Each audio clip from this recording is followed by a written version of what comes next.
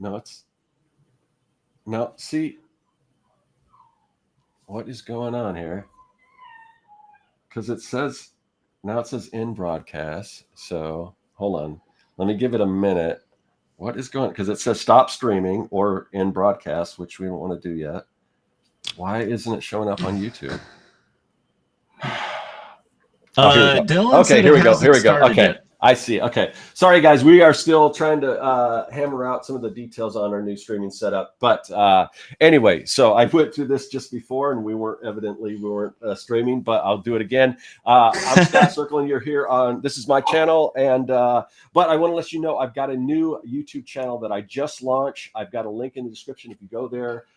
Please subscribe to that channel. I've got one video, and I'm going to be putting out videos every week. So you're going to get a lot of new content if you subscribe to that new channel. This existing channel that you're watching on now is going to go back to just mainly making comics style content. The new channel is going to be all sort of the retro reventification, kind of reverse engineering old nostalgic stuff from the 70s, 80s, and 90s. If you're a Gen X kid or you're just into that kind of stuff, please subscribe to that new YouTube channel. I've got a few other things to promote. You can always go to my website, and that's where you can find my comic book, Young and the Dead, Kids vs. Zombie Adventure Story. Just think Goonies meets Night of the Living Dead. There's all kinds of other stuff there on my website.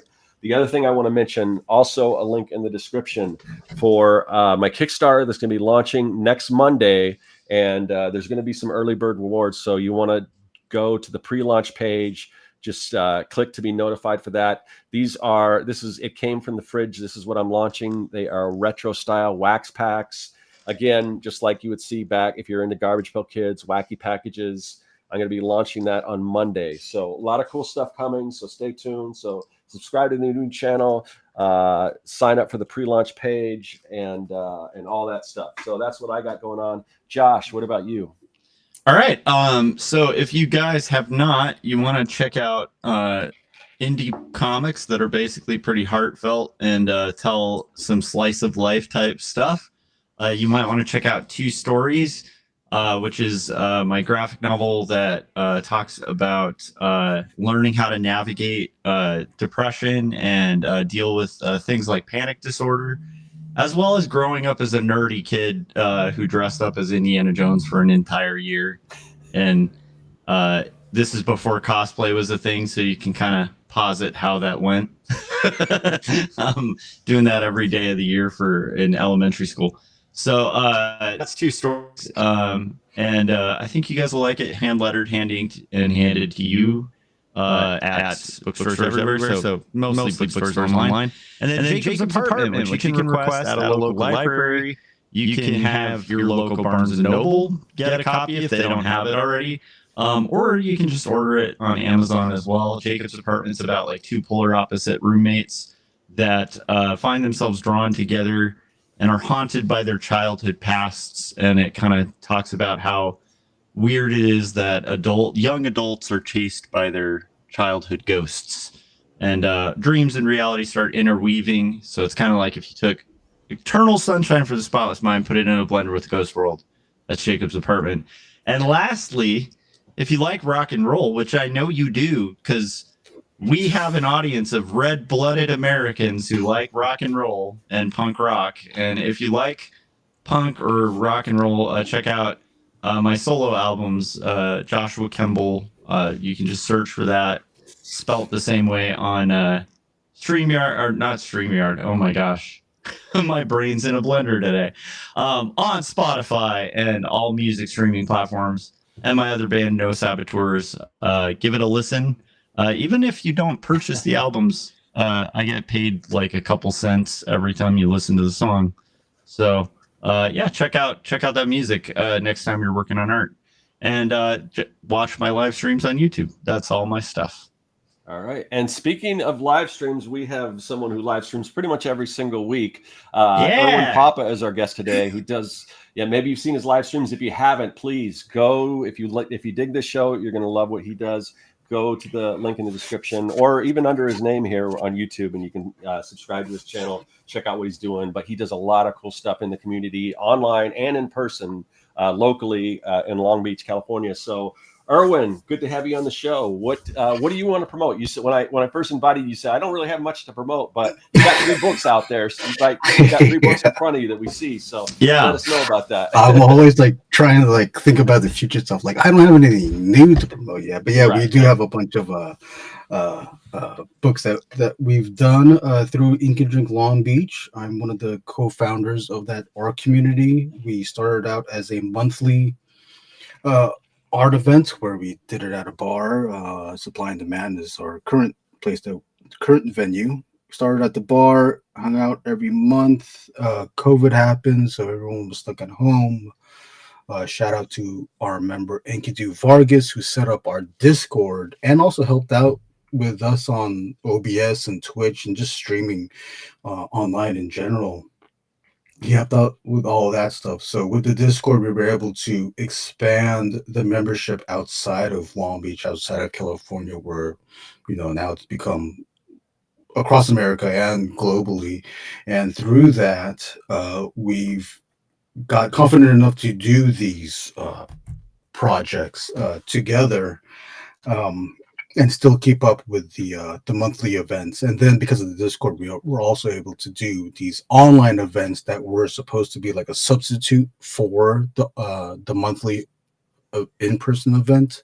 Because of COVID, we couldn't go out, so we found a website called magma.com that provided these online canvases that everybody can like just draw together at any time, because it's the internet. You can be awake or you can just draw.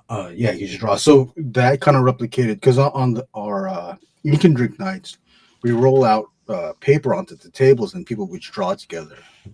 On the online thing, we have the online canvas. Everybody just draws together. There are no, no boundaries. Everybody respects each other's space as well. But yeah, it's about it. Oh, and then I also do like my own books as well. My art book, Vile, with my friend Warwick Walker. I also have a character called the Angriest Warrior. I ran out of those books.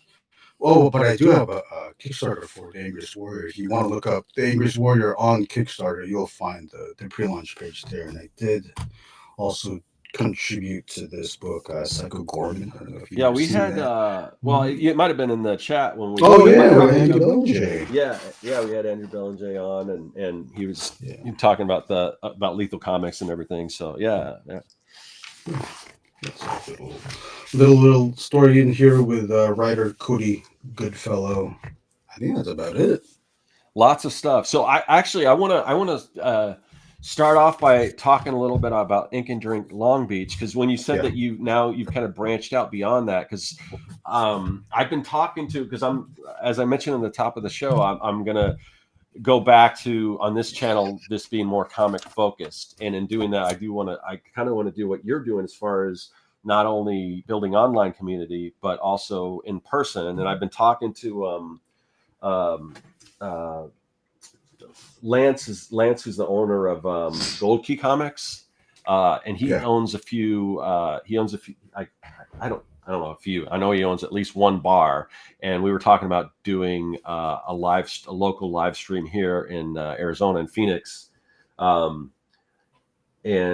I was just kind of do it alone. But I don't know if it would make sense to partner up with you guys. How does that work? How do you beyond when you say you work with people in other areas as far as starting their own ink and drinks? How does that all work? We've just done our own events, like, with ourselves. I think the only people that we really do work with are the venues that host us. All right, I get it. I misunderstood you. I thought you said you were kind of almost franchising it in a way, but no. We encourage anyone to because just using Ink and Drink as a model, I think would be and I like the idea, because in the past I've done a couple like drink and draws and things like that, and it didn't become like a weekly thing, which is kind of an impromptu thing when we have people come out. Everyone kind of brings their own drawing material and stuff. I like the idea of the big canvas. So what do you guys do after you're done with the ink and drinks? What do you do with that big canvas? I've I've kind of been lazy, but I'm picking it back up again. Where after the night, I'll take photos of all the artwork and post that up on Oh online. yeah, okay. And then as like, because that's almost like part of the removal of yourself with the art, because now you're giving it to me and I'm taking photos of it. I remove all of it. Like it's gone. I have to get rid of it because I can't hold on to everything. I wish I could. Right. Yeah. All the Okay. rules, but Interesting. Interesting. yes, yeah. It's almost Yeah. like a letting go thing. It's like you're there for the night and you're Yeah. there in person and you're sharing that experience with everyone that night. And then at the end, you let go of your art. Some people keep their stuff, which, you know, to each their own. If they want to keep their, if they want to cut out their drawings, then yeah, Yeah. that's totally fine. But for the most part, they just leave it there and, you know. Yeah, that makes sense. I mean, I was thinking with all these different artists drawing, it'd be cool, like if they like even auction it off for charity. But then, what are you going to do with this giant piece of? You know, it's not really something you could easily display. So yeah, it's in there. Most of the time, they're irregular sizes. There's one person. It's only happened. Oh man, just a few months ago, someone did buy someone's drawing. I think some people might have traded, but there's only one sale that came out of it. Yeah, it's interesting. So how you mentioned that it started off before COVID. So how did it all originate, I guess? We started in 2018. Our first event was in April. The other co-founders, June Alvarado and Roshi, aka Eric Vincent, June asked us in February to just to meet up and just to hang out and draw. Yeah. We did it in downtown Long Beach, and then he proposed doing a drink and draw in Long Beach because Long Beach didn't have a regular recurring drink and draw. LA had several. I think like the Damp Ocean has a drink and draw, or used to have a drink and draw. There's Sketch Party that was in Silver Lake. I think they're still around that place, but they're not at the same venue. But Long Beach didn't have one, and June wanted to try that out. I think they practiced it at the original venue, which was on Broadway, Rebel Bite, with another friend, Joey Stupor. They just had a small roll of paper. They drew together. They asked the owner to start that event. And I think the owners were kind of hesitant on doing it until they saw that we were bringing a lot of people in. Yeah, we took just a dead day, you know, because they're not going to give us the weekend. Right. They book events, the bigger events, the bands and all that stuff, music events. We're only, you know, just we just draw. We're not bringing a big crowd. We bring a crowd to it that day, so it was basically that. And then we just kept going with that. There was a small break because then we started getting into art shows towards the end of 2018, 2019. And then we were just moving on to different things. The one that brought us back to the venue that we're at now at Supply and Demand was Woes. Aaron Martin, who is a muralist, global. He has work all over the place. Supply and Demand asked him to do a DJ night. Then he asked June if we wanted to bring back Ink and Drink, and we said, like, yeah, let's do it. We can do it now. That was summer 2019. I still remember getting the text on the shuttle bus from San Diego because it was during that time. So now I'm like trying to figure out how are we going to do this Ink and Drink while at San Diego and not at home. So it's all like everything was happening at the same time. We were all excited to bring it back. Yes, it didn't. Yeah, then 2019 and then 2020, and then we came back, obviously. To Erwin, yeah. I you know, you were commenting that there was no drink and draw in Long Beach, and you're right because I mean, I was in Long Beach, you know, back in the 1800s. But anyhow, when I lived in Long Beach, we used to drive, like we'd take the drive all the way to Los Angeles to like Casey's bar to like go to drink and draw in LA. And it's like, you know, which is like, that's a long commute just to like hang out at a bar. And so it was like, the fact that you've started something up in Long Beach is really cool because it's such an art city. And it's like I feel like just getting community things like that happening it almost seems like a no-brainer. Like I'm surprised nobody started up like a drink and draw prior to that. So I think that's cool because you're filling a need, and building some community there too. But also I'm really biased to Long Beach because I love that city.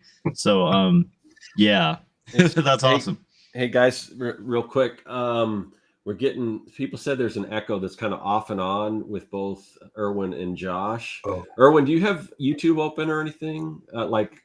Oh, do I? I don't think I. Okay, if you don't, no problem. I don't. It could be something else too because it doesn't sound like it's consistent. It's not in the audio settings on OBS. No, I mean I've checked. Let me double check one more time on here, but I don't think so. Let's see. Check. No, everything. It's all shouldn't be in there. Yeah, it's weird. Well, I mean, let us know if it's bad. I don't know. Yeah, I mean, I turned off my microphone now on OBS, but I don't think it should be doing it. Okay. Yeah, usually if it's something in OBS, then we would hear it pretty bad. So anyway, yeah, we're just gonna kind of push through, guys. Yeah. So hopefully it's not too bad. All right. And it's weird because I mean we've had plenty of comments before anyone even mentioned it. So I don't know if it's I don't know. It says echoing, not echoing. So I don't know what's going on. We'll just push through. Hopefully it's not too bad. But sorry, Erwin, you want to continue on? I forgot where I was at. Oh yeah, but with what Josh said, I mean, I don't think there was any drink and draw consistent one. There might have been pop-ups. Yeah, like we can't be the first ones, but I think we're at least the longest running one. Oh yeah, and there's other ones that have popped up too. Taco Bell Drawing Club, they draw at a Taco Bell on Broadway. There's a little nice. I don't know if you remember, there's like on Broadway there's like a little triangle section. Mm-hmm. It's like kind of near downtown, near the residential area. There's like a Taco Bell on this triangle, and they'll draw there. They have a different setup where people bring their sketchbooks, and then they just draw on there's like an outside patio. Okay. And then there's also Art Cloud that also do. They'll do the random pop-up drink and draws. Yeah, so that happens, sporadically. But we've known each other for a while that we were able to do 2 events where we brought all the groups together under one, like a brand new place in Long Beach. Oh man, I forgot what the venue was called, but they're no longer there. But we appreciated that we were all able to get together. It's kind of funny though because we want to spread out and talk to everybody else, but we're all also trying to draw something at the same time. So yeah. Hard to like navigate through everything, but it's cool to see everyone together doing the same thing. Yeah, that's amazing. I think that's a unique experience, and it's also like there's the benefit of like we're all kind of lunatics in the trenches, and so it's like it's kind of nice to meet other people in the trenches doing the same thing where you're like, oh, okay, like we're a community, like that's I don't know. I always found that cool just with drink and draws, where you have that that way to kind of almost like bond with like people in the same field. That's such a weird field, so I think that's really cool. Yeah, that is cool.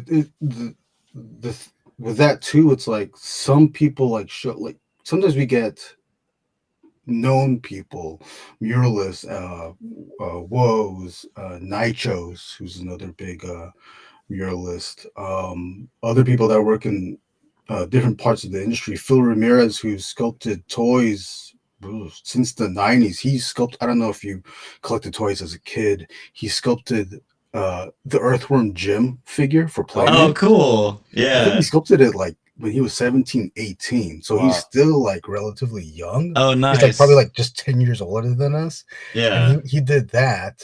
And like, he's around the area and he stopped by a few times too. And I just like fanboyed over all the stuff. Yeah. One thing we forgot to mention is that you're a sculptor too, right? Yeah. I sculpt too. I've done stuff for Toy Pizza, 3 3/4 figures. Here's an example of one. Yeah. All right. Yeah, so that it's articulated. This is using the Glios joints. Glios is a Oh, okay.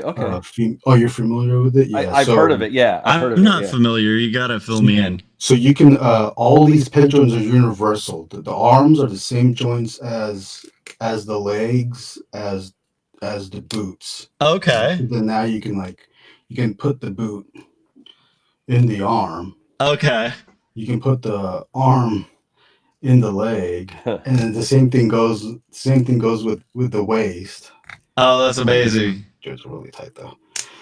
So you can do that, but with these figures, other artists also utilize the Glios joint. So now you can get something that I sculpted and match it with with another piece that someone else sculpted. Oh, how fun is that? That's awesome. Yeah, it's cool. Yeah, so that and what's other sculpting stuff. So what do you use to sculpt? Are you digital, traditional?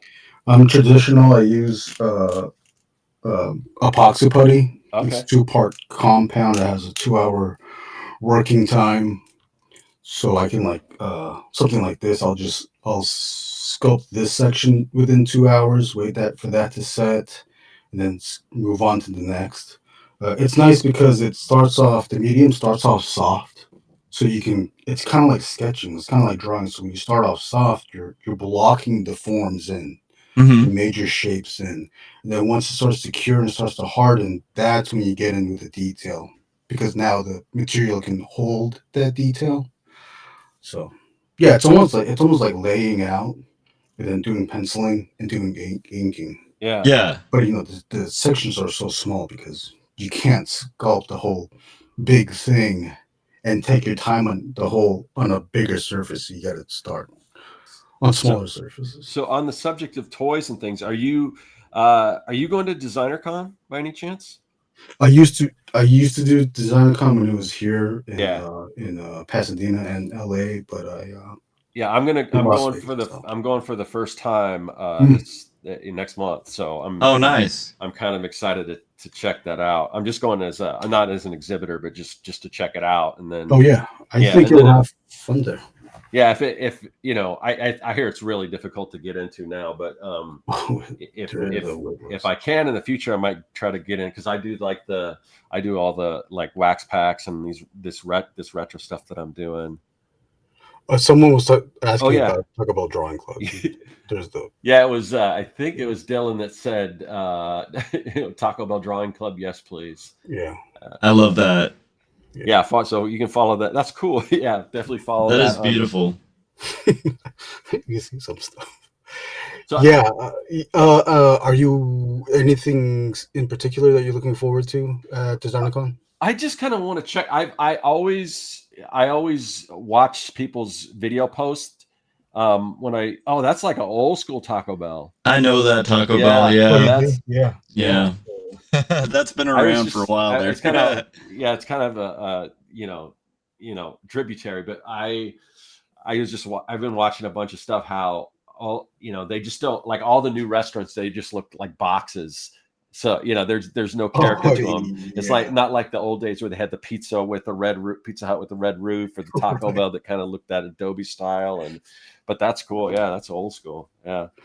What's funny is that sometimes the Pizza Hut places that they reappropriate into other spots, like it's like a dentistry, but it still has that shape. Well, that's what they said. That's the reason why they all make them boxes now, because if they because the main thing right now is not necessarily even the restaurant, it's the land that it sits on. So if it's not doing well, they just sell it to somebody else, and so they can anyway. But that's a little off topic, but interesting still. Oh yeah, but anything in particular that you want to see at DesignerCon? I mean, I'm into like retro style toys and things like that. Oh, yeah. But I just love watching people's kind of walkthroughs on YouTube, and just the thing that really impresses me about DesignerCon is the people's setups. because it's way beyond what you would see at a typical like a comic convention. I mean, people go all out with their branding and their setup because they're designers, for the most part. So that's just the kind of thing that I get into. I get into the branding. I get into people making their, makers making their own stuff. That's a lot of the kind of thing that I'm doing on my new YouTube channel, where I just make stuff. I look at, like, I don't know if you've seen any of my recent content, but like right now it's October. So like last year I made my own like monster cereal with like my version of Creature from the Black Lagoon, and I make the box and I do all that kind of stuff. Or I just look at old stuff, that I grew up with and kind of reverse engineer it, figure out how they do it and kind of put my own spin on it. But I just dig all that kind of stuff. So whether it's custom like action figures, or people create, like independent people creating their own line of toys or whatever. So I really do. And other than what I've seen, like I said, with the people's videos that they've uploaded, I'm not really sure what to expect. I have a friend, Sean, who we've had on the show a few times. He told, when I was running my last Kickstarter, he introduced me to this couple from Hawaii that do this live stream, and they're collectors. So they're into all this stuff. And they said, well, we should all get together and go to DesignerCon. And said, yeah, let's do it. So yeah, I'll have to see, what happens, but but you said you went when it was in was it Anaheim before, or where was it before? Previously, originally in Pasadena. Oh, in Pasadena. They got big, and then they moved to Anaheim. Yeah. And then, like something happened, like conflicting schedule conflicts happened. Yeah. So then they moved to Las Vegas. It's DesignerCon 2014 was my first convention ever. Oh, wow. A lot of things. Did you was pretty big there, or I did? Yeah. Yeah. So what kind of stuff? What kind of stuff do you bring? Did you bring like comics? Did you bring toys that you've designed? Or this is 2014. I'm like just starting out. I got enough confidence to register for a booth. I partnered with someone that I was doing T-shirts for, Memo Pineda. I booth with him, and I think it was both of our first conventions ever. So 2014, I think this is also the last year DesignerCon was small enough that you can register within the year. Because after that, a wait list happened. I think there's still a wait list now. Mm-hmm. But they were like super accommodating. What I brought, because I was just starting out, I made prints of like black and white drawings. I wasn't even didn't have enough money to do color stuff. I didn't have money to do books. It's like, I'll just do prints. I'll keep the run low. I think it was just 30 or 20 prints each. I forgot how many images I did as prints, and then I also brought original art as well too, which I sold for very low.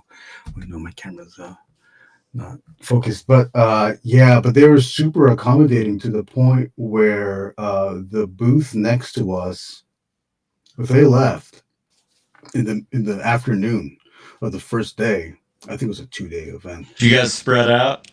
Yeah, and then the Ben Goretzky, the organizer for DesignerCon stuff, asked us like, "Hey, did this guy leave?" And said, "Yeah." It's like, "Here, you can have that booth." So then now we're able to get our own booth.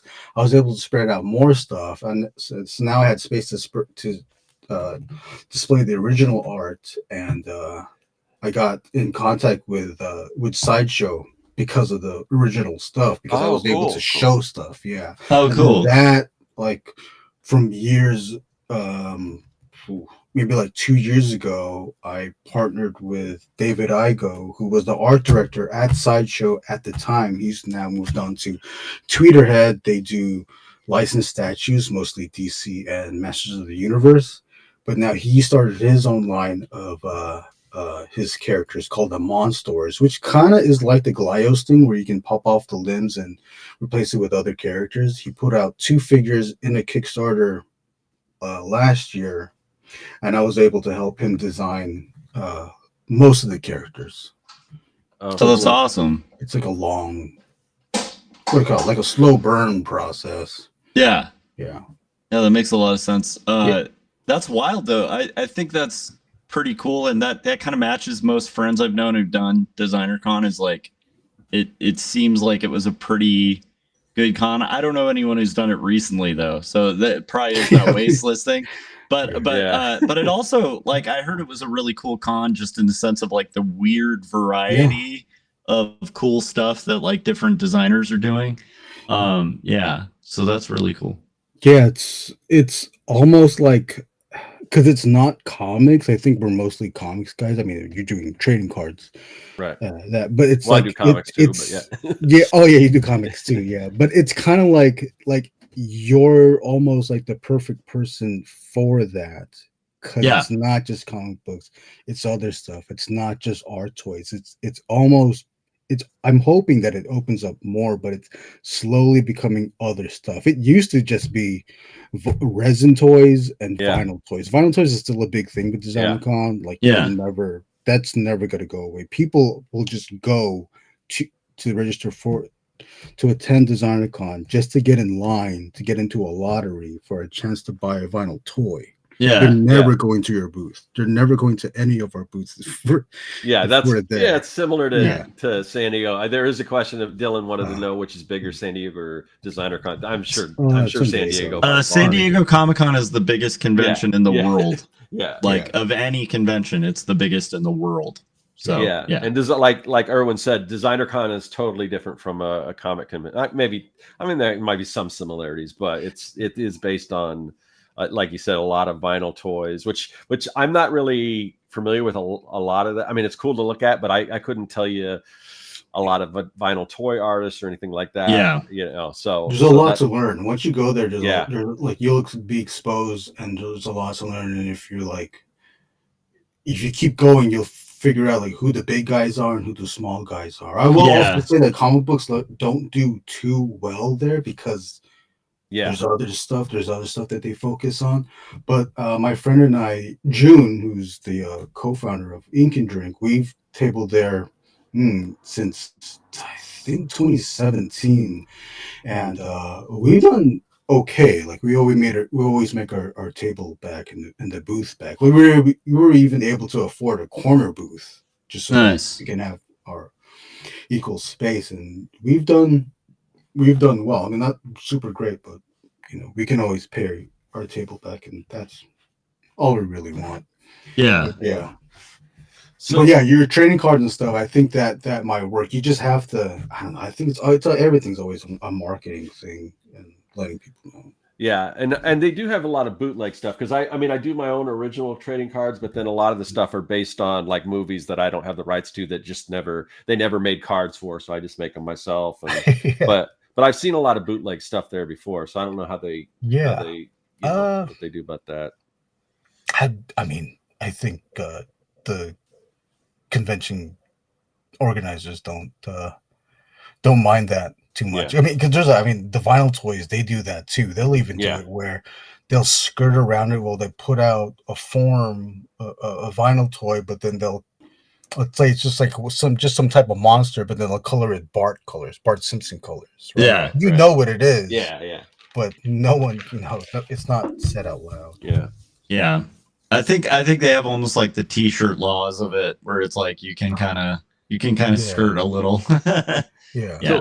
So speaking of like bootlegs and stuff, I mean, you got the 3 books in front of you that are kind of your version of like TMNT. Well, yeah, I mean that you guys put together, like Superboys and all that kind of stuff.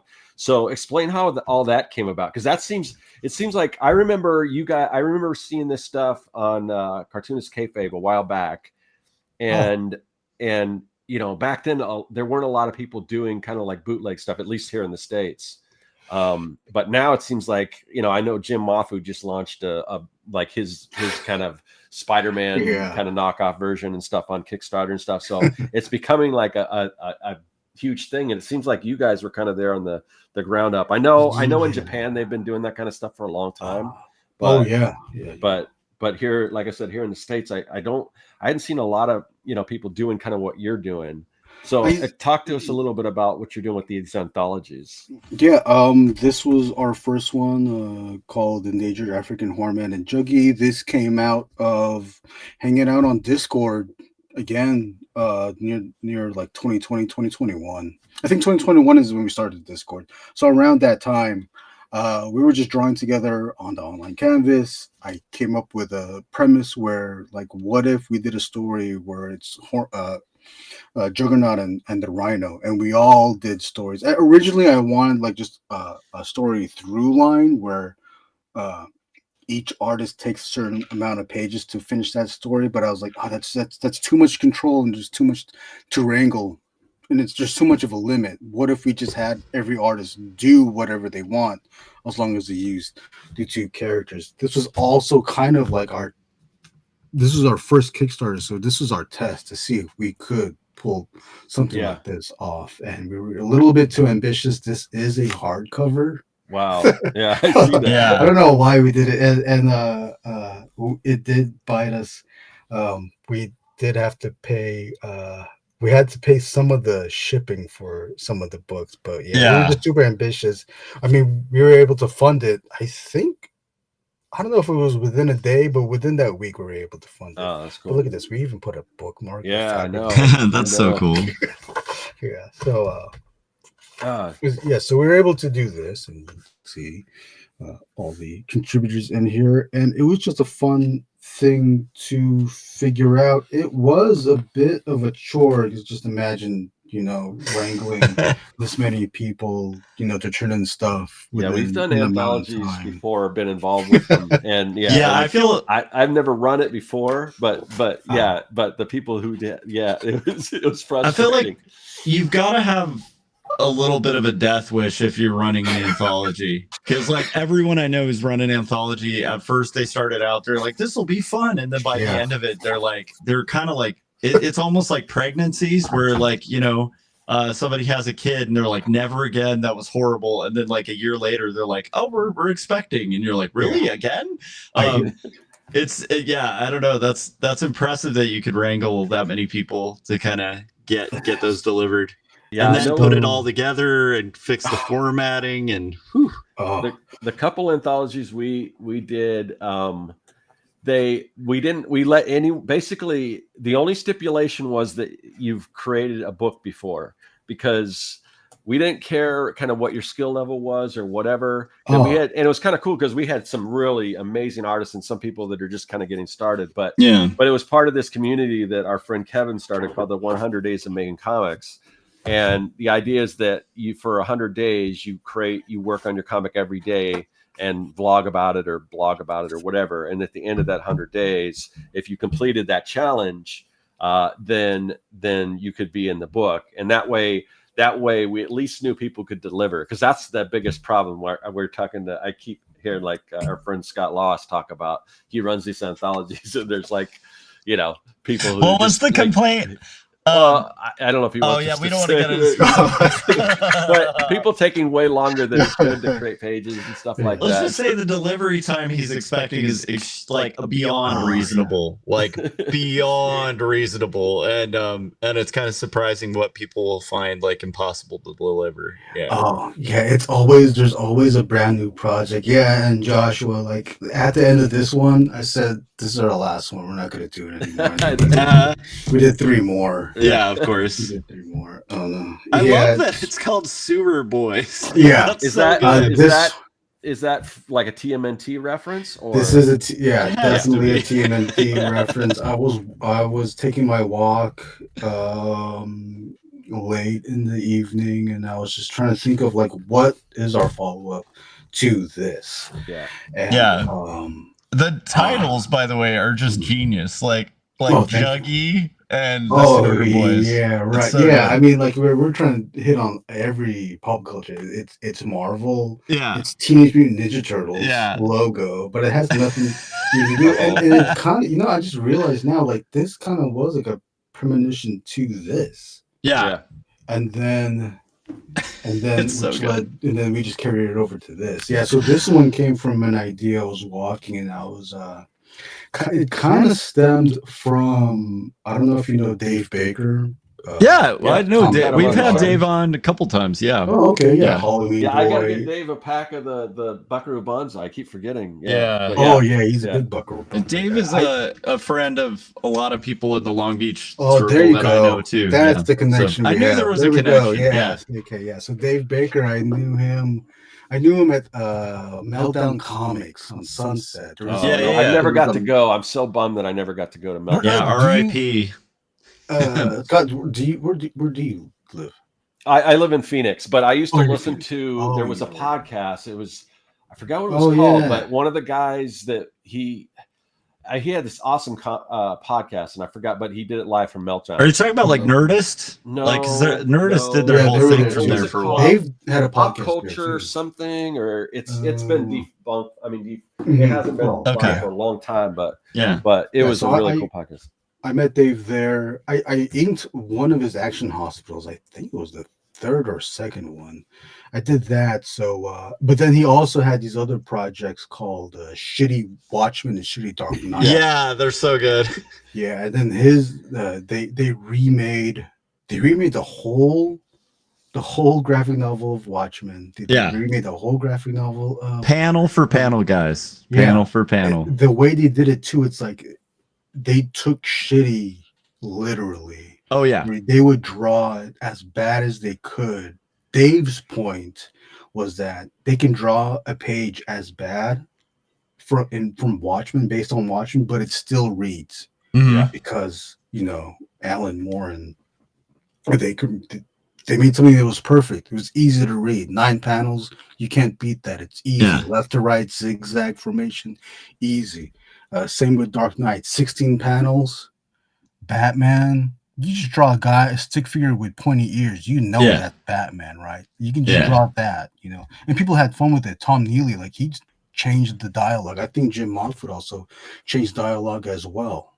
So I guess I had that in the back of my head, and I was thinking I can't do shitty TMNT because that's just Dave would do that. Yeah. But I wanted to do something to play in that kind of premise. So I thought of what if it was like a remix tape where we took the original song, the first issue of TMNT, but not just one DJ.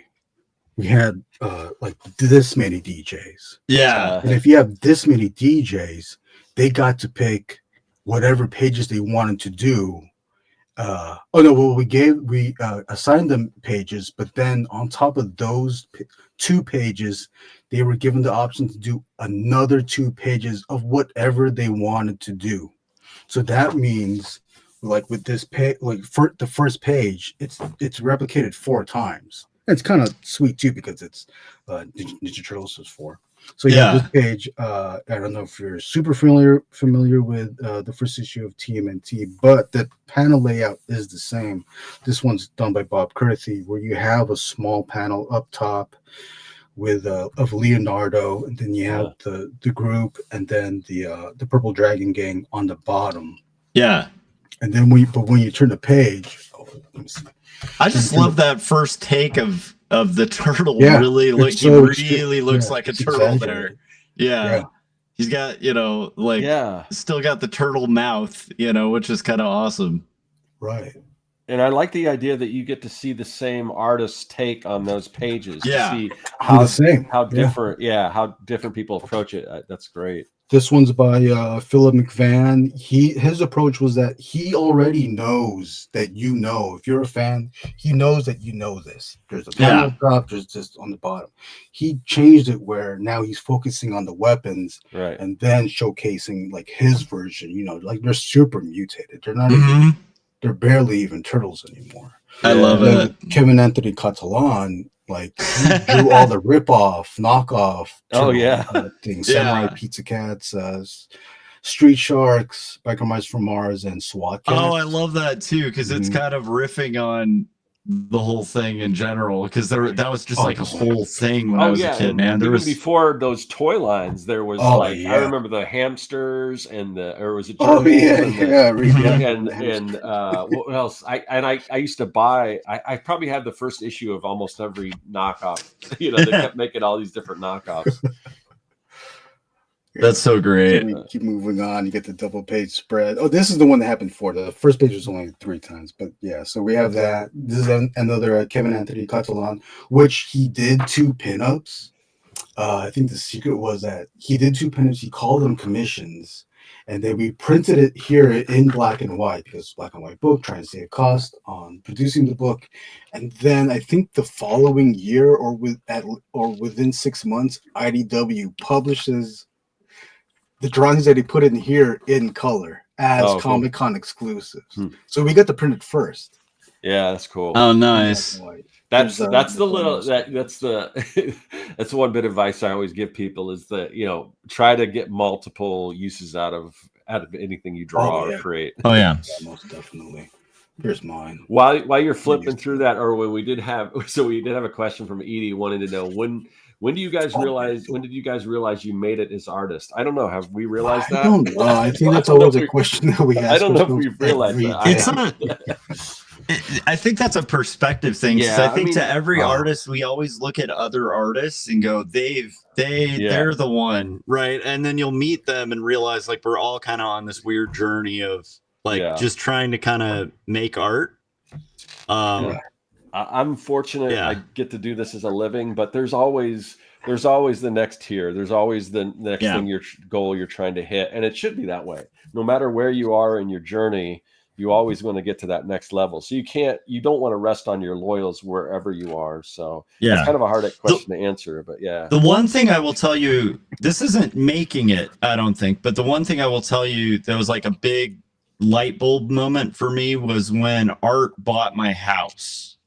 That to me was that was a big one because it was like, oh wow, I did this the whole time just doing art. And I like to tell that to like my art students because it's like, you know, just to let them know like there is like money in art, like, and you can kind of make a living doing it. So, but yeah, it's not the greatest house, you know. It's like who knows what is making it, you know. I don't know. Have you guys met anyone who's made it? I mean, we could probably say, but again, they may not say the same thing. You never know. There's people that we aspire to. I think we have a gauge, like we know our skill set. Yeah, and we know that we can draw better than some people. Yeah, but we also do know that there's a lot of other people that draw way better than us. We know that some. Yeah, somewhere out there's a Dave Baker doing like 4 graphic novels a year. Right. Exactly. Yeah. And then we came from the same event, Anthology, that zine making event on Sunset. I'm not doing that. He's doing it. I love it. So you've got 4 books. Are you That's you a done? beautiful book. Are you planning another one? There's always someone's always asking in the group, hey, are you gonna do what's the next remix? I still don't know. It's such a weird decision to do.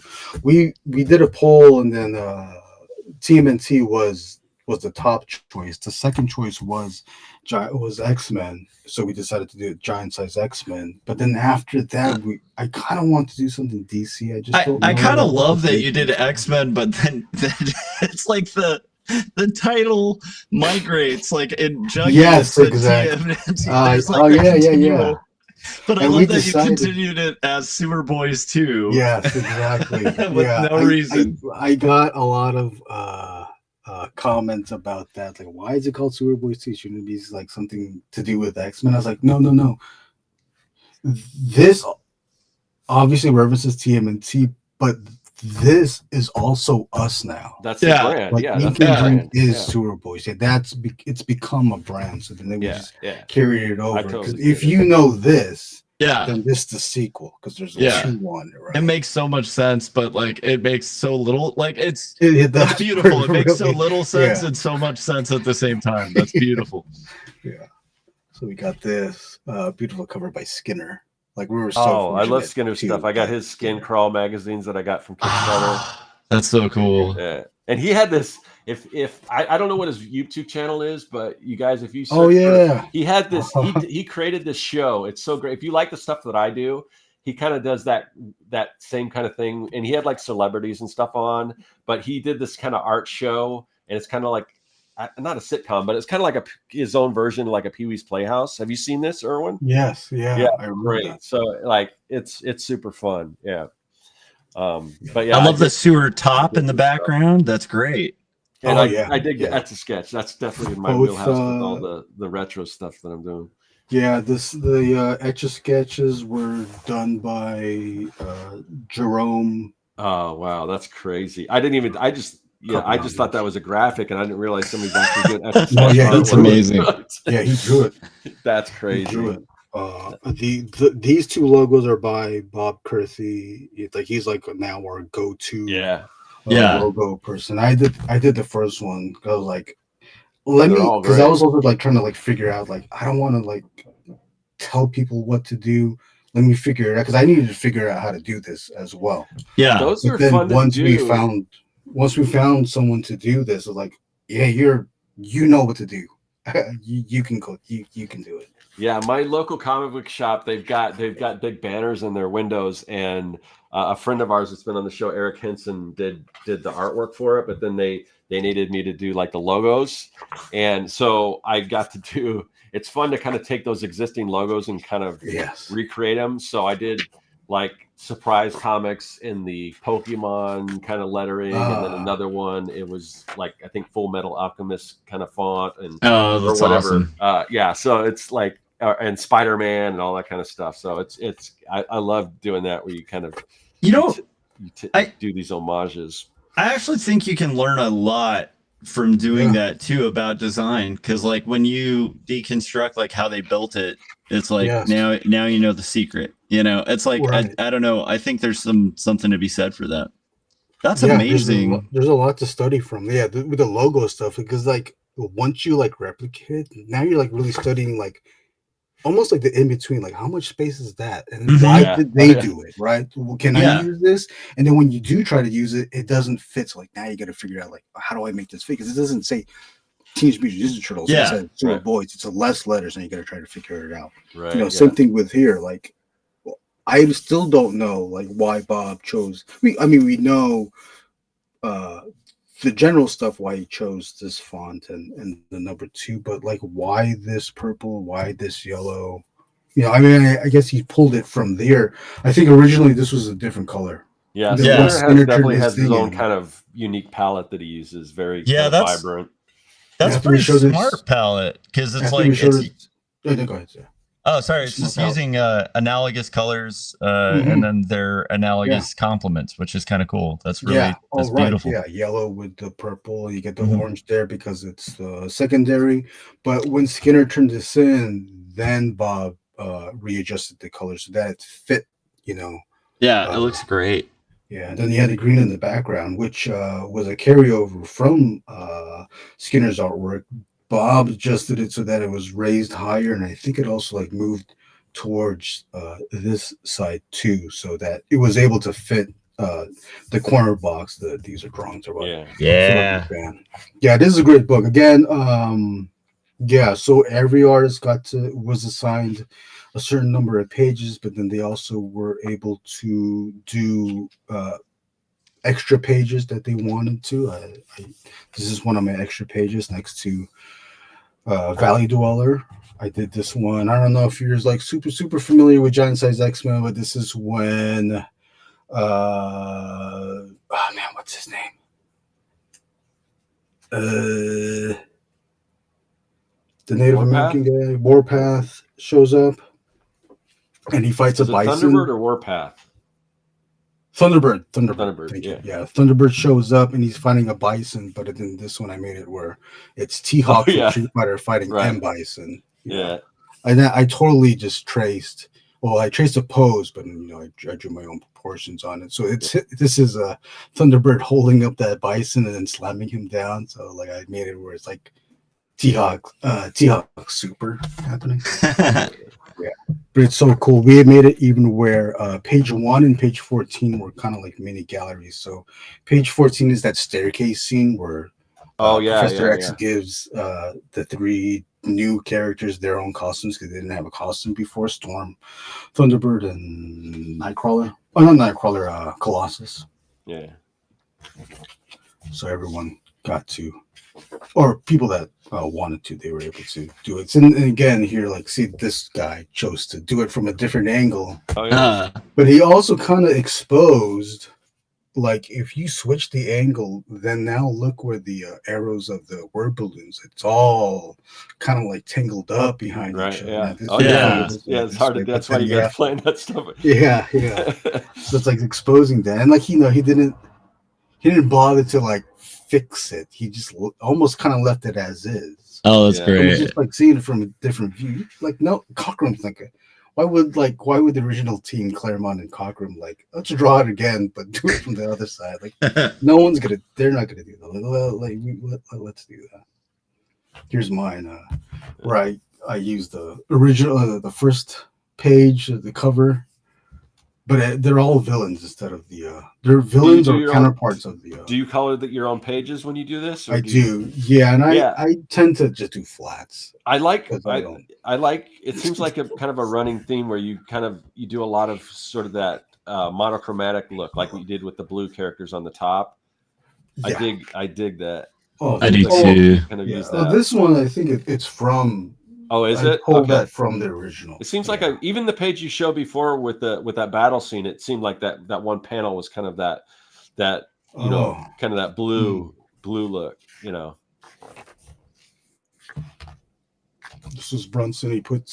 He has Professor X introducing Judge Dredd. Yeah. We're not gonna do that. This one's Sobacor. He chose like a Mad Magazine approach to it, complete with the box word balloons. Oh, I yeah, love yeah. And then the little editor. Although Mad Magazine, I think they used. I think it was all typeset. I don't think they used. Right. fonts. Yeah, you're right. Yeah. Okay, so it's an amalgam. But yeah. Of those things. But yeah, he's one of the top artists. That's We're very beautiful. fortunate to have people. This one is kind of getting a little bit too close with the original, but they chose to recolor the art. Interesting. Yeah. And then we have Victor Alpi, who also reappropriated the original, but he put his own spin on it. He even did it where I love this joke. So you have great ballpoint art for the most part from Victor Alpi, but with this finger that Cyclops is shooting out into the left hand of the page, because of the full bleed, the finger was longer. So this is almost like a book format inside joke, because no one else is going to see that extended figure from the finger from the full bleed. Only I did. Only the people that saw the original file. So him doing that, because you don't even pay attention to it. Like, this looks silly. What a pose, right? So everyone's looking this way. It's interesting because just looking at this, I'm imagining what I would have done, and I think I would have totally like reimagined their costumes. Because the one thing I used to love when Art Adams kind of came on the scene, whenever he did like an X-Men or New Mutants, he would kind of do, like, even if it's for just an issue, he'd like redesign their costumes. Like I remember the New Mutants always had that kind of similar costume that was kind of similar to the original X-Men costumes, that black and yellow. And then he came on and I think it was just for an issue, but he gave each one of the New Mutants their own costumes and stuff like that. Yeah, that is cool. Yeah, and that's like our chance to do that too. I like how extreme this one is. Just kind of like an Art Nouveau. Yeah, turned into a splash page of Cyclops and Thunderbird going through the Krakoa jungle, and then you switch over to Bob Kurthy, who did our logos, to something like this, and this is his parody on "Dude, Where's My Car," because the X-Jet gets sucked in by Krakoa. So now it's like, dude, where's the Stratojet? Oh, before it was the X-Wing. Yeah, it's funny what different people pull from, because who would have thought of referencing "Dude, Where's My Car"? But exactly. There's just some great talent in this book. A lot of good Yeah, we had a lot of regular people come back, but we were also able to get in new members with every project that we've done. So that's super exciting. That's great. So, like, the thing I love about this too is it's like really kind of almost like committing to the bit kind of thing. Where Yeah. that's one great. of the That things I looks like like about. ricin. That's great. Yeah, I that's dig that. amazing. Mhm. But I Right, love so, that nobody's going There we go. halfway on this, which I love. Like, No, I think yeah. that's kind of the fun part is people are like going all out with it, and Yeah. I think that's what makes it fun and funny, and also just like a cool like art piece. You know, Yeah. it's really Yeah. neat. Thank you.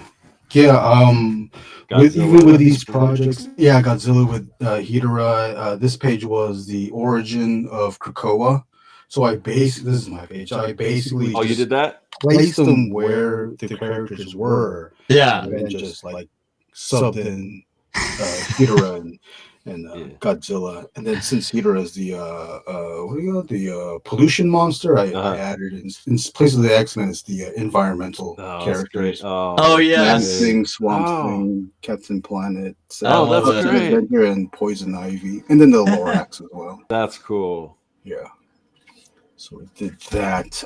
Yeah, with these projects too, because the monthly in-person stuff, we invite anyone of any skill level to draw. We wanted to use that same premise here as well. Anybody of any skill level can participate in Yeah, our book. Yeah, that's kind of what we did. Like I said, the only stipulation we had is that you finish the challenge, so we know that you Yes. can deliver on time. But man, Right. there's some great stuff in there. I love all the kaiju stuff.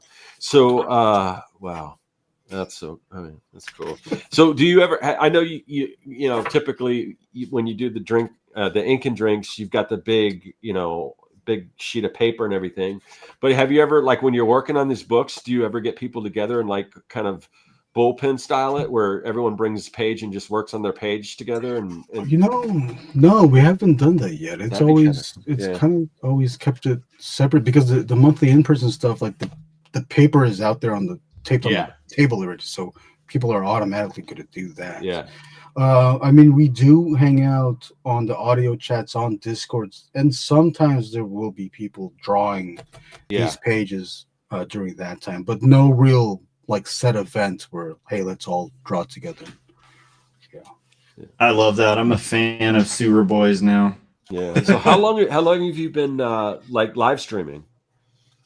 Live streaming off and on from 2021. Yeah. Because I was like still starting off, and even up to now, like I missed last week, so I didn't get to stream last week. But I try to do it at least once every week. I can't.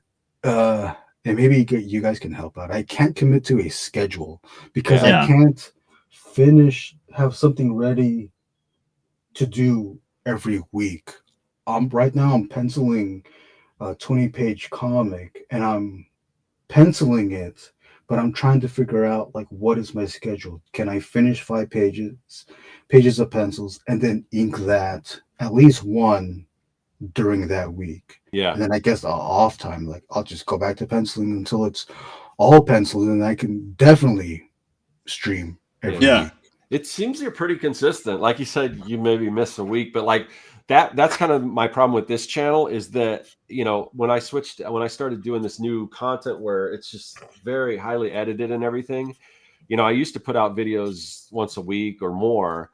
And then those videos took so long that I was uploading like once a month, and it just killed the engagement of this channel. So with the new channel, I already have like 10 videos already in the can ready to release.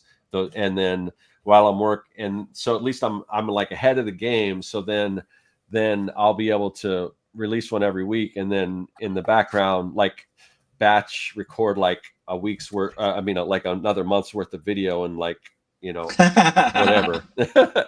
And then put those out. But then when I start doing more content on this channel, I want to do, I'd like to do more live streaming and stuff like that, and just kind of go back to what I was doing, where it wasn't as highly edited and everything like that, because it's just but yeah, I think the key is to YouTube is just keeping consistent, and I kind of mess that up. When you I do tried your to- batch videos, are you recording one day out of the week, or how many So days do you record the well, 10? what I used to do, because I used to basically just kind of do like little, for the most part, I just get on camera and I kind of talk, and so Hmm. and then when I've been doing like comic book content on YouTube, like making comic books content on YouTube for I don't know, years and years, a long time. And I got to the point where I felt like I almost said everything I could think of saying about comics. I'm like, I want to do something different. And what I should have done is what I'm doing now, is I should have started a brand new channel for that stuff. Because some of the people that the new stuff that I was doing just didn't jive with my audience, a lot of the people. So now I'm trying to kind of fix all that. But now that I'm starting a new comic, I'm kind of rejuvenated. I'm probably getting back into doing comics, and I just wrapped up my other comic book story, and I've got this new one. So I want to share that. I want to share the process of me creating that, on this channel here. So that's kind of what I'm going to do, and I'll probably even go back and look at some of the topics and stuff I talk about, because I could take a lot of that stuff and just approach it with fresh eyes. Yeah, it's been a while, and I've got a new take on a lot of that stuff. So I'll probably just film drawing and either edit a voiceover, or I'll do some live stuff, kind of like what you're doing. And Erwin, I have a question about this, because the last few days I usually live stream when I'm working on comics if I'm not penciling, right? Yeah. And because penciling just requires like a lot of focus for me. I try that. Yeah. Yeah, it usually just doesn't end up well when I try that. But the last few days, like I'll also live stream if I'm like recording music lately. I've been doing that. And I try to do music daily, but the problem is by the time I get to like wanting to work on like roughs to like get to my publisher and stuff, it's like I don't like often, like sometimes I really feel like hanging out and talking to people. But there's that like introvert artist in me that wants to put on other streams or other stuff while I work. Yeah. And that's usually my battle, is like, do I feel like talking to other people, or do I want to just get in the flow and then like listen to like music or like an interesting debate or something that like, is going to kind of engage my brain while I'm working and require less thought, like, do you have that struggle? I don't know. For me, that's my struggle with live streaming, is like, I did that with the last videos that I posted up. I posted up 2 sketch card drawings, Cyclops and Bishop, and I was staring at the drawings after I had penciled them. I was staring at it on the desk, debating to myself, do I draw this just by myself? I record the camera, I'll have the camera on. Do I record it, or do I go live? Because if I go live, I have to. Going live is kind of almost like a performative thing. Yeah. You have to play up to the camera. In a sense, right? You can't just. You don't want to leave like 10 hours of dead air while you're drawing. Exactly. You have to say something. You can't say anything. But then so I decided just to record it and then split the video up and do it as separate things and not do the live, because I just couldn't get into it. Because then like if I finish those 2 drawings, I'll finish that in almost 45 minutes, and then what? Yeah. I was like, oh yeah, I don't know. So now when you were saying that, I was like thinking, like, do we have to then now fully commit to a day, to those hours where we do that live stream? For like hour and a half, this live stream is, or however long your live stream is. Yeah. We just totally have to commit to that day. And then other days where we get to do art, and like maybe we get to decide, do we want to live stream that day, or we just going to record and or ink something during that time. Maybe it is just committing to a day. Well, for Scott and I, like, I think it helps that we're both neurodivergent. So, like, I think both Scott and I are strange people where when we commit to something, we're just committed. And so, like, We've been kind of the consistent Artcasters at this Oh, point. yeah.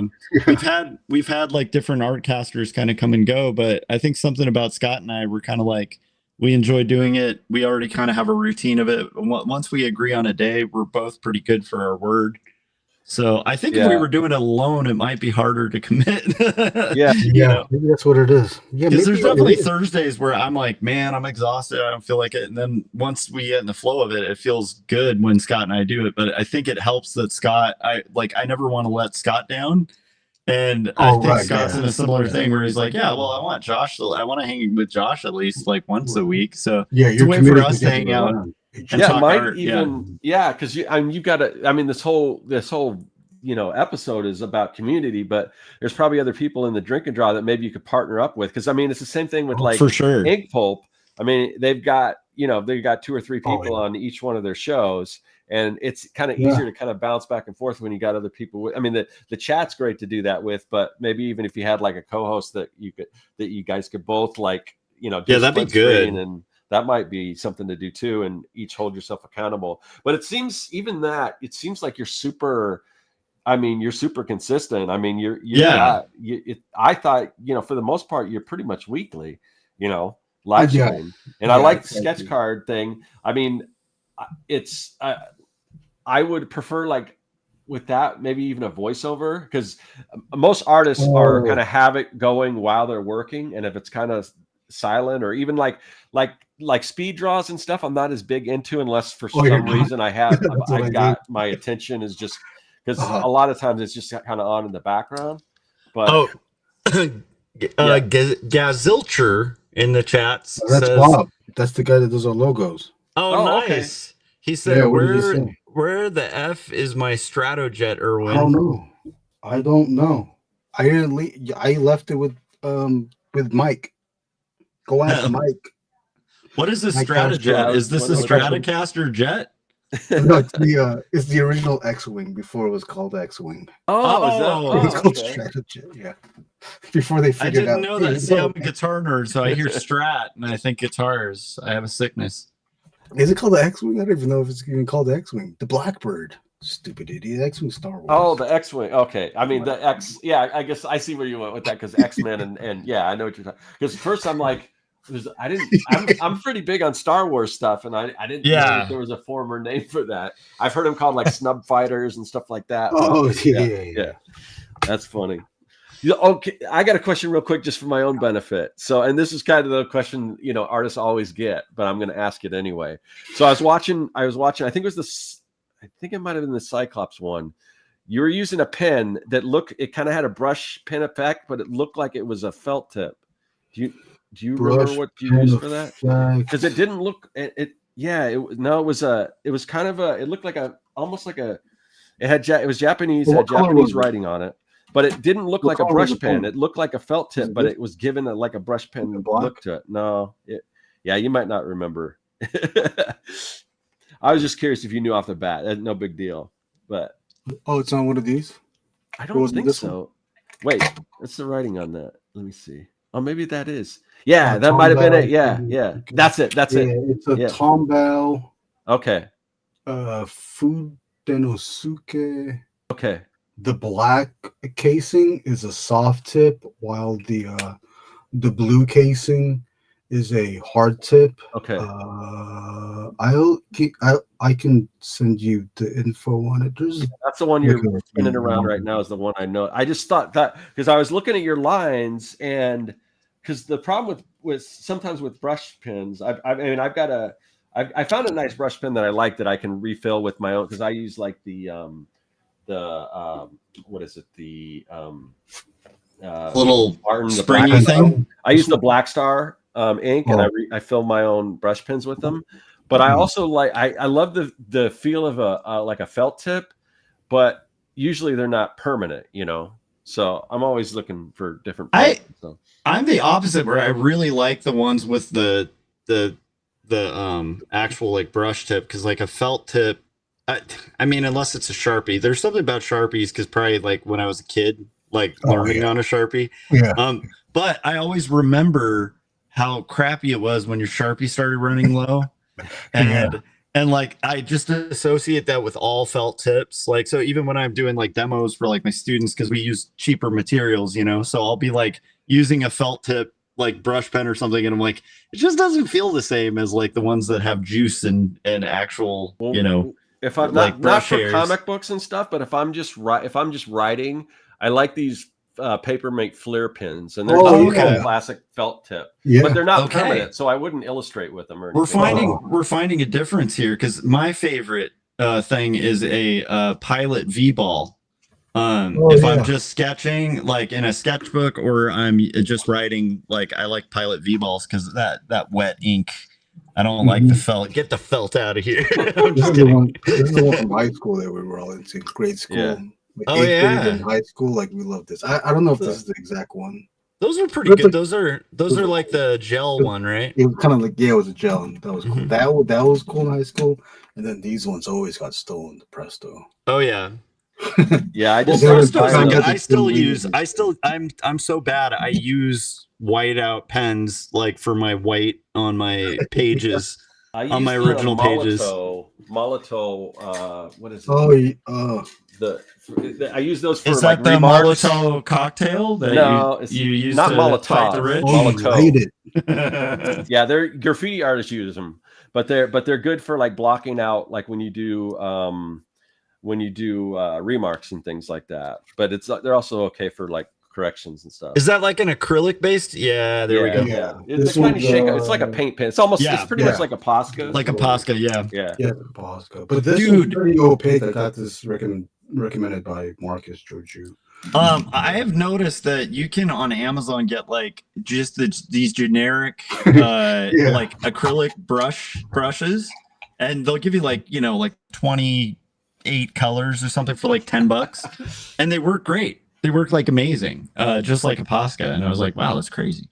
I love that.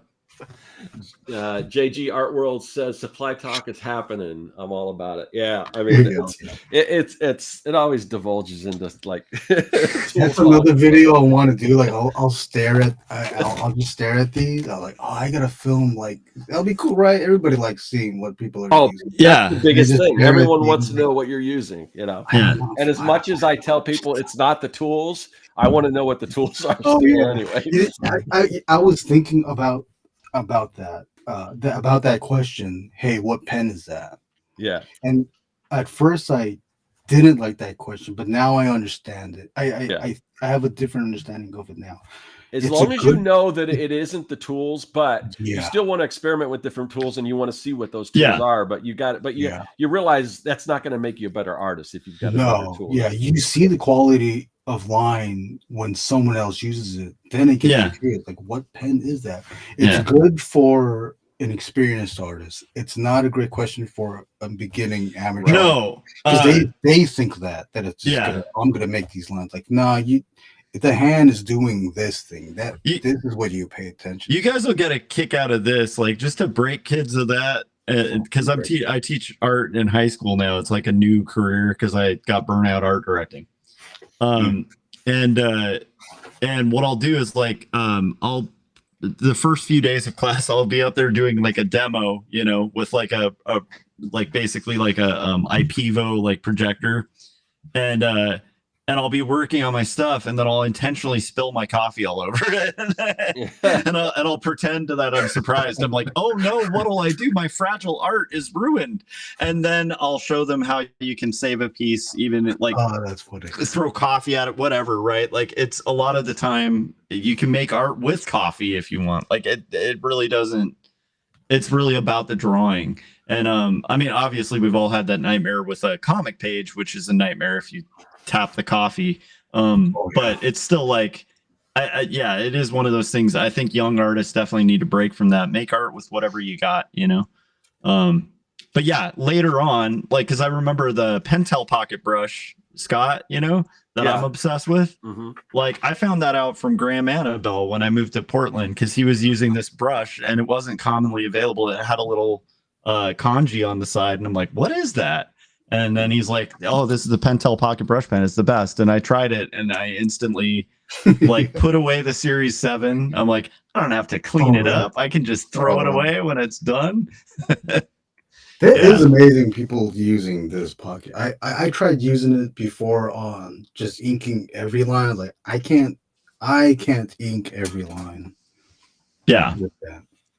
I love it because you can get very, hair thin. Yes, you know. But I still use like Pigma liners and stuff too. So. Yeah, but you guys, like, if you haven't checked out Erwin's channel, like, watch his live stream, because he's doing all kinds of different tools and different techniques. Like, he'll switch from microns to whatever. Like, most of us do. It just, I mean, the detail and stuff that he's doing. I mean, it's really, if you dig this show, or even if you, I mean, it's beyond this show because he's actually drawing. We just talk here on this show, but I definitely on this channel will get to doing some more drawing and stuff while we're live streaming. But yeah, Erwin's channel is great for that kind of stuff. So definitely check out what he's doing. I know we're getting close to 90 minutes, but yeah, go ahead, Josh, and then any other thing we want to mention. The last thing I want to know is where did you go through to print an old school newspaper? That's beautiful. Oh, yeah. This project is called Mass Cybernetics Cyberpunk Sci-Fi Newspaper. I did not organize this project. This was organized by Jason Lego and Philip McVan. Philip McVan is kind of like our wrangler person who takes care of all the members, getting the stuff on time, doing all that stuff. So that Jason and I, can just handle formatting and all that stuff, kind of like the book matters stuff. Yeah. Yeah, Jason Lego found I think it might be easy to search for, but he found a place that prints newsprint. Almost any web press printer can do that, because I mean that's what like the circulars for grocery stores are printed. So as long as you're going to print a few of them, any web press can probably do that. Jason found this printer. They're in France, so and we're doing a second one, which is currently on a pre-launch on Kickstarter, Mass Cybernetics 2. I think you can just search that on Kickstarter and get notified there. The only limit, you can go really big. I forgot. This is like tabloid size, which I don't know what size is it. 13 by 17, about something like that. But it is only 40. They're only able to do 48 pages per book. That makes sense. Yeah. We were kind of thinking of the ideas like, what if we bumped it up to 2? So like, was it 48 times 2, and then just like insert the other book into the middle? But I think that's just way too much. 48 is a good number, because then it also, project wise, it limits. It doesn't get too big. The project doesn't get too big. We're only restricted to 248, so we have to fit it within 48. But because this is a periodical and it will happen recurringly, stuff that gets submitted now might not make it into the current issue, but we have enough. We're going to do it again. It'll get pushed to the next issue.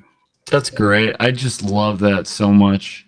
Yeah, I mean, like, just the contradictions. It's a sci-fi thing, but it's on newsprint. Like, it doesn't make sense. If it was in the 80s during Blade Runner, like, maybe this would make sense. But now we live in the internet time, and this makes less sense. But hey, we can do this. Anyone can do this.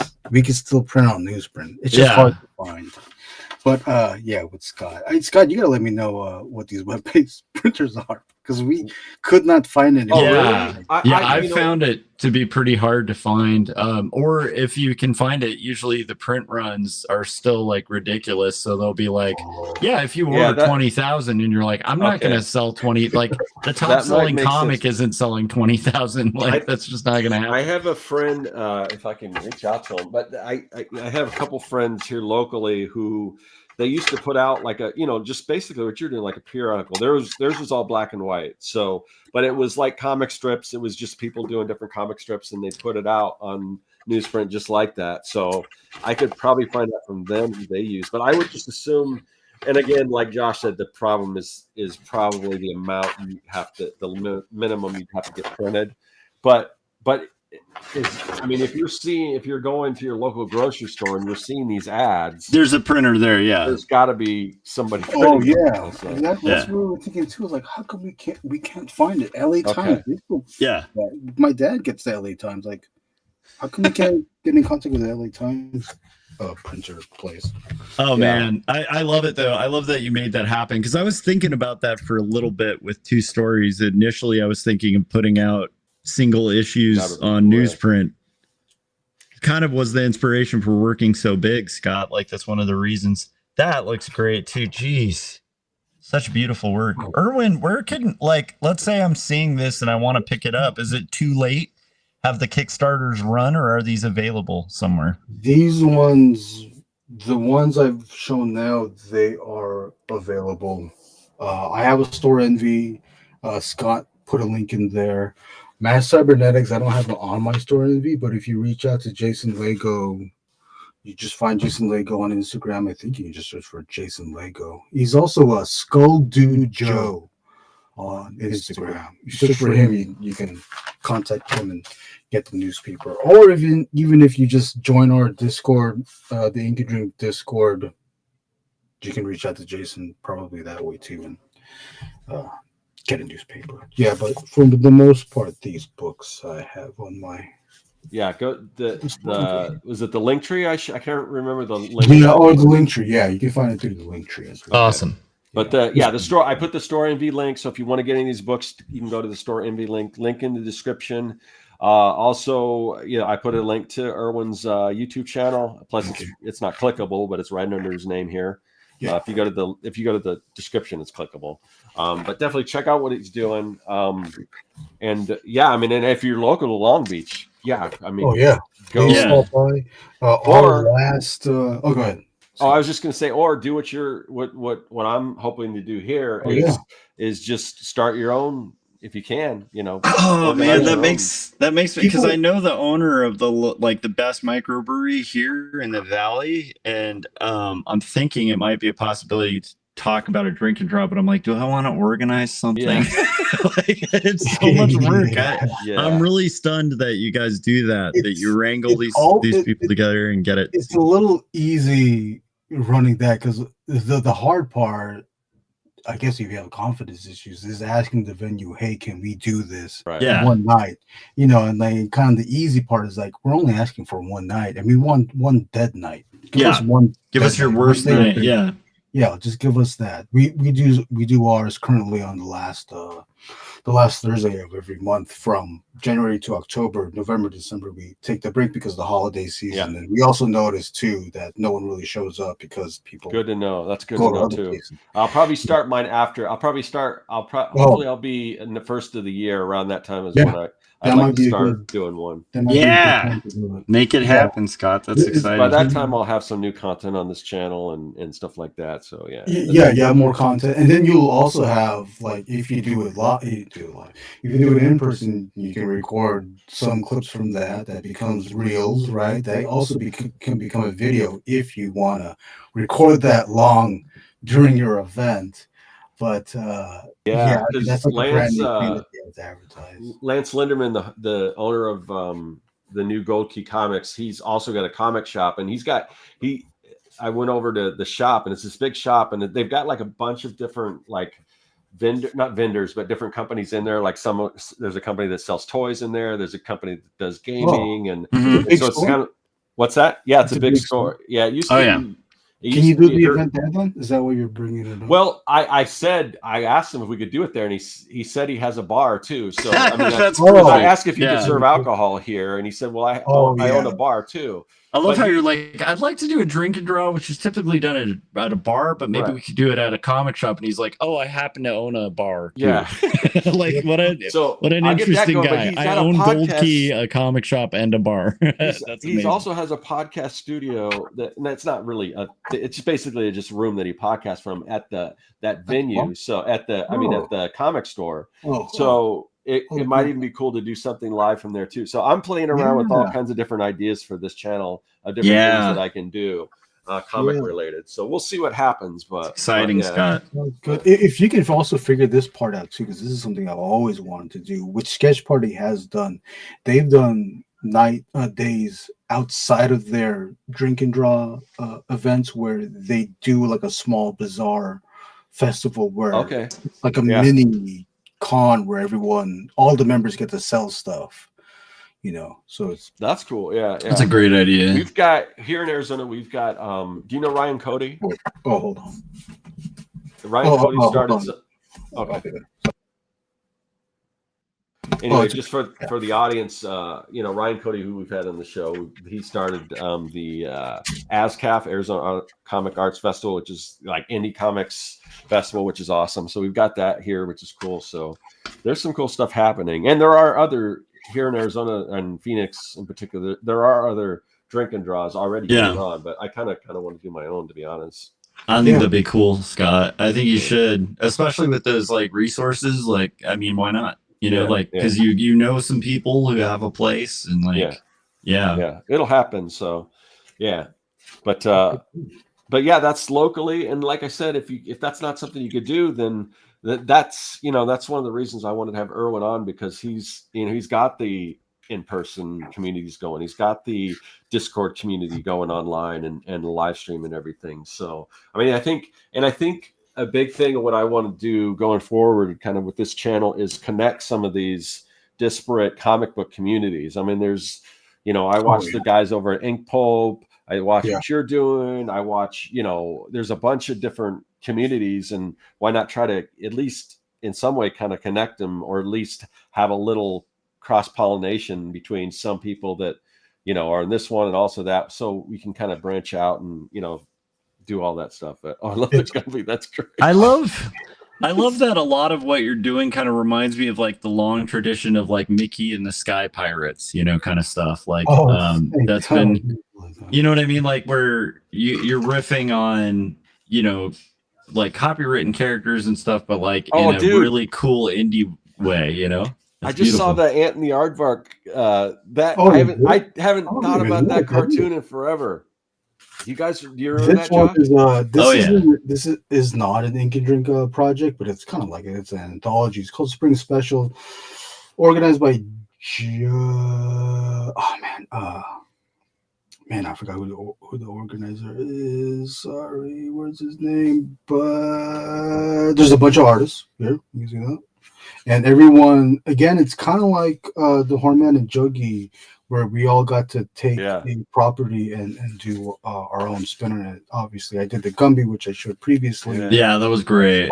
Found the Aardvark. Here's Machin doing his take on.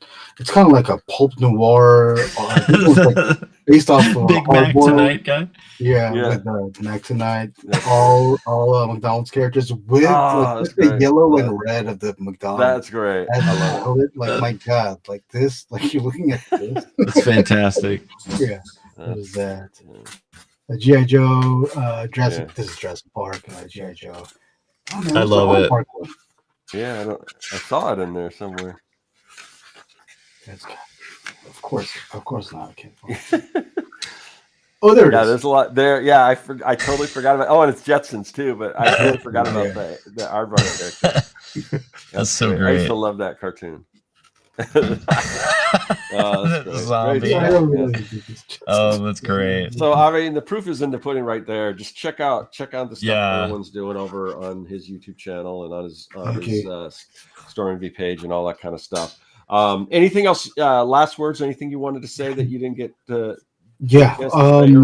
Our last Ink and Drink event at Supply and Demand is happening next week, Thursday, October 9th, 8 p.m. to midnight. Supply and Demand is on 2500 East Anaheim Street in Long Beach. It is 90804.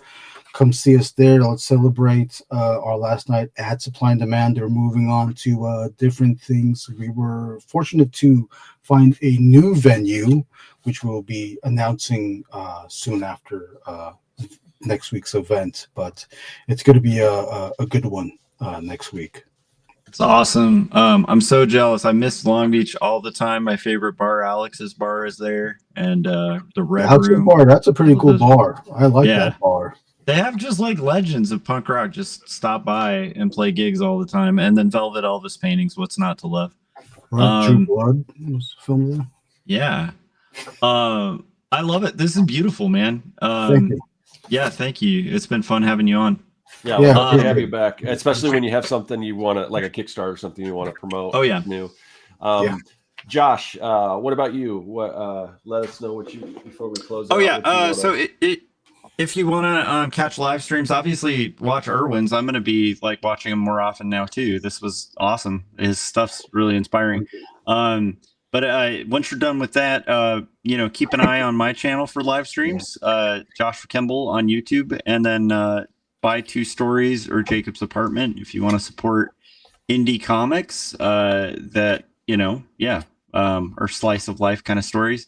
And then if you want some rock and roll, check out Joshua Kimball on music streaming platforms everywhere, or No Saboteurs if you're into like something a little more post-hardcore. And that's basically my stuff. Scott, where can people find your stuff? Where can they follow you and find out about? Well, where should they go to support your new channel, Scott? Yeah. And then how do they keep track of this after that? Yeah. So just, stay tuned to this channel. There will be more comic book content coming to this channel. But if you're digging the stuff that I've been doing recently, all the retro redesigns and reventifications and reverse engineering old stuff, old Gen X stuff from the 70s, 80s, and 90s. You can find that at my new channel. It is called Retro Art Lab. There is a link in the description. Go over there. If you haven't already subscribed, I'm trying to build that subscriber base off because I'm kind of starting from scratch. So if you don't mind doing that, and just a glimpse of some of the stuff you'll see here is similar to this. I'm basically chronicling my process of creating this project. It came from the fridge, which will be launching on Kickstarter next Monday. There is a pre-launch page. Please go there, and if you think you might be interested in this, I'll get alerted for that pre-launch page by clicking. All these links are in the description. So go there, click on that, and you'll be alerted because there's going to be some sketch. Do I have any here? Do I have one? I can't find it. Anyway, I'm going to have like 5. Is it 5 or 10? I can't remember. I think is it $5 or $10? I can't remember. Sketch cards, whatever. It's cheap as an add-on, but they're going to sell out quick. So if you want to be alerted when that happens, go ahead and do that. But if you're into Garbage Pail Kids, wacky packages, this it's basically like my version of that type of thing. Gross food illustrations, lots of fun jokes. If you're into Mad Magazine, all that kind of stuff. I love it. Check that out there. This show, the Artcasters, we do every single week. It bounces back and forth from Josh's channel to my own channel.